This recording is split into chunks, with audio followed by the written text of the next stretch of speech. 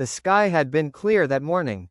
Thomas Granger sat beside the pilot, his wife Elizabeth and their son Caleb in the seats behind him. The air hummed with a low, steady drone, broken only by the pilot's occasional radio check. It was supposed to be a short flight across the Pacific, a detour to see some unspoiled nature before heading back to civilization. But then came the storm. Sudden, violent, unnatural. One engine failed first, then the second, the nose dipped, screams, sky became sea, then black. Thomas awoke choking on salt water, clutching a broken piece of the fuselage. The beach was red gold under the sun. Sand burned his face as he crawled to dry land. Elizabeth, he called hoarsely, coughing. He found her a few yards down, coughing but alive, arms bruised and trembling. Caleb stumbled out of the tree line next, barefoot, bleeding from a gash above his brow. They were the only ones. The wreckage of the small plane had scattered along the coastline, flaming wrecks half submerged in the shallows, luggage bobbing like ghosts. No rescue was coming today. Possibly not ever. They set up camp just beyond the tree line. A crude shelter from branches. A fire they barely coaxed into being with the plane's emergency kit. They took inventory. 4 bottles of water, a pack of protein bars, 1 emergency radio dead. They slept that night clinging to each other, the forest whispering to itself in the dark. On the 3rd day, Caleb wandered. Boredom and hunger had driven him to venture inland. That's when he saw it. Smoke curling into the sky. Too thick, too clean, it wasn't from the crash. Someone else was here. He crept through the underbrush until he reached a small clearing. A garden, neatly kept, squash and wild beans, a shelter built from bamboo and palm, reinforced with sheet metal clearly scavenged from an older wreck.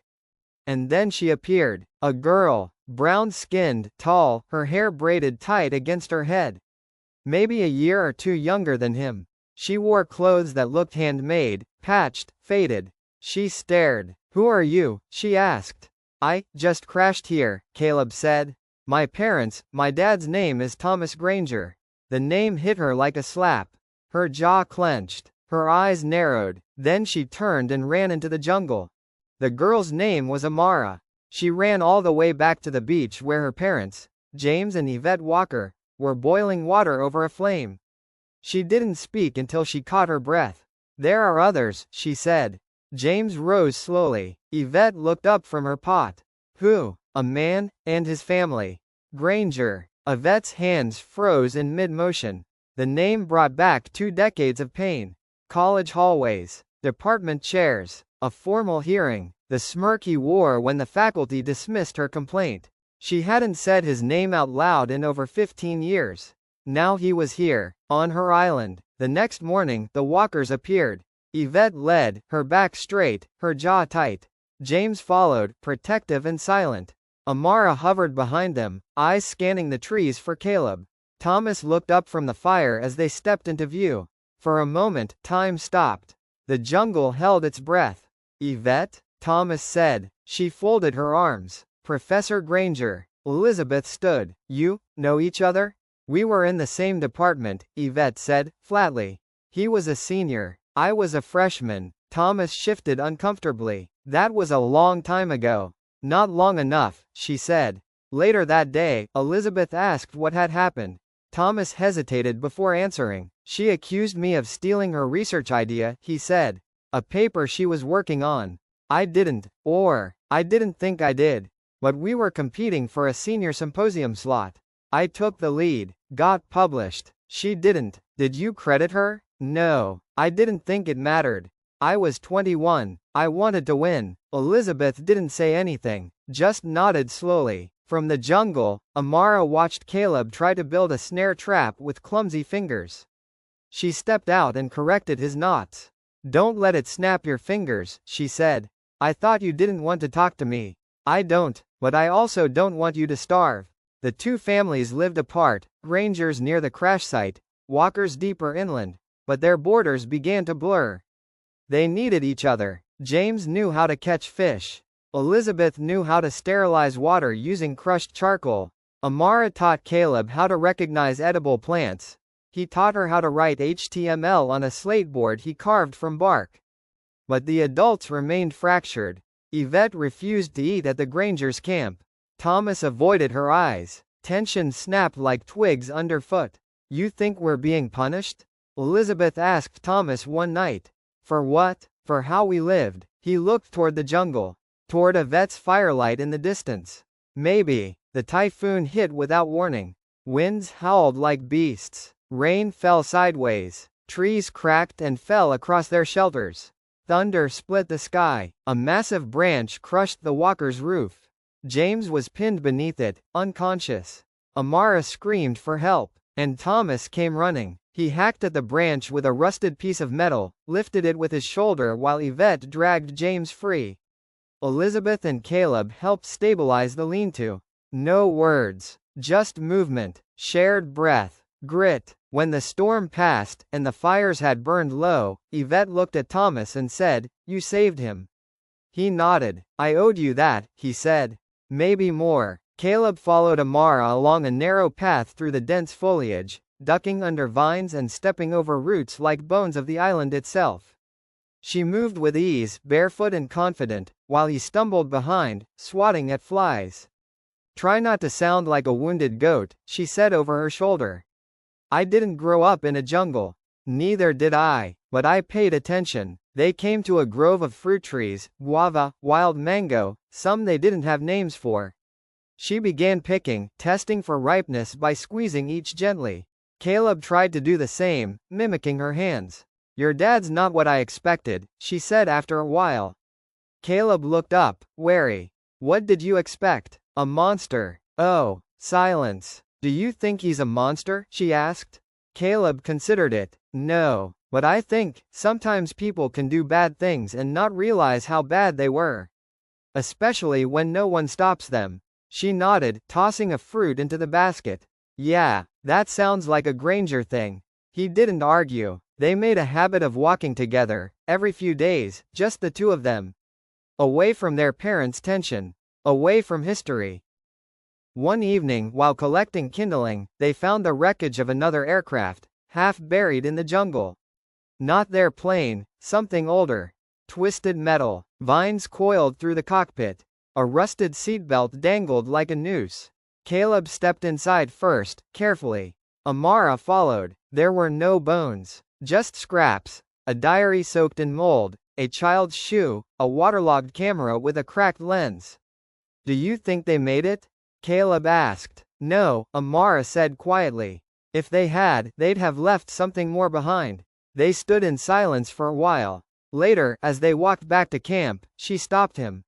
"You know this island, it's not just trees and storms. It's a mirror." "What do you mean?" "It shows you who you are. Whether you like it or not." Caleb didn't answer right away. "I think I do like who I'm becoming," he finally said. She looked at him, something shifting in her eyes. "Me too." When they returned to the fire, their parents noticed the change. No words were spoken, but eyes lingered. Tensions shifted. Later, in hushed voices, Yvette said to James, "We need to be careful. If they grow too close, and something happens." James rubbed his jaw. "Or maybe that's the point. They're not us." Elizabeth asked Thomas quietly, "Does it worry you? Their closeness?" He looked into the trees, wind brushing through the leaves like breath. "No. I think they'll do what we couldn't." Months passed. Caleb learned to track wild pigs. Amara learned how to write using charcoal ink and dried palm. Together they mapped the island, naming caves and ridges, imagining what they'd tell the world if they ever left. They carved their names into a stone near the river. Not out of vanity, but to say, "We were here." Together. One day, while resting near the old ruins, Caleb asked her, "Do you think we'll ever leave?" Amara thought for a long time. "I used to dream about it," she said. "Planes, ships, rescue teams. But now, I don't know. Maybe this is the real world. And everything out there was the illusion." Caleb took her hand. "Then I'll stay in the real world with you." Amara suggested building a permanent home, a 2-level structure near the waterfall, using bamboo and salvaged plane parts. The parents helped, if only to stay busy. But it was clear, the younger two were leading now. Caleb designed a pulley system to move water uphill. Amara organized their written records, plant studies, animal behaviors, maps, a growing dictionary of island signs and names. Elizabeth stitched together a large canopy tent out of parachute fabric. Yvette taught Amara how to use ash and crushed shells to make soap. James and Thomas went hunting together for the first time. When they returned, Thomas said, "He's a better shot than I am." James replied, "You talk too much when you walk. The pigs hear you coming." It was the closest they'd ever come to laughing. Amara called it a festival, though it was really just an excuse to light lanterns and cook something special. It marked 1 full year since the second crash, 1 year since the island had brought two broken families back together.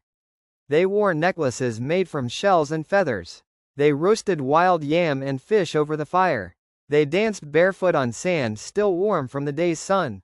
Amara and Caleb prepared a small ceremony.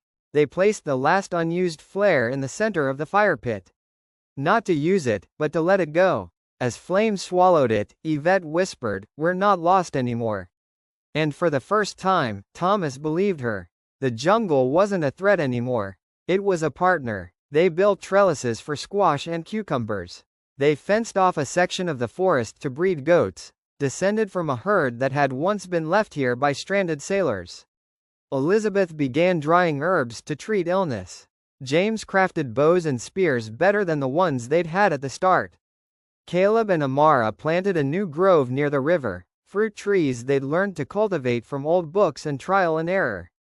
"This one's for the child we might have someday," Amara said, burying the first seed. Caleb looked up. "Are you sure?" "Not now, but someday. If this is our world, then we build it our way." Amara and Caleb eventually married under the banyan tree, with rings carved from driftwood. The ceremony was simple, but the joy was real.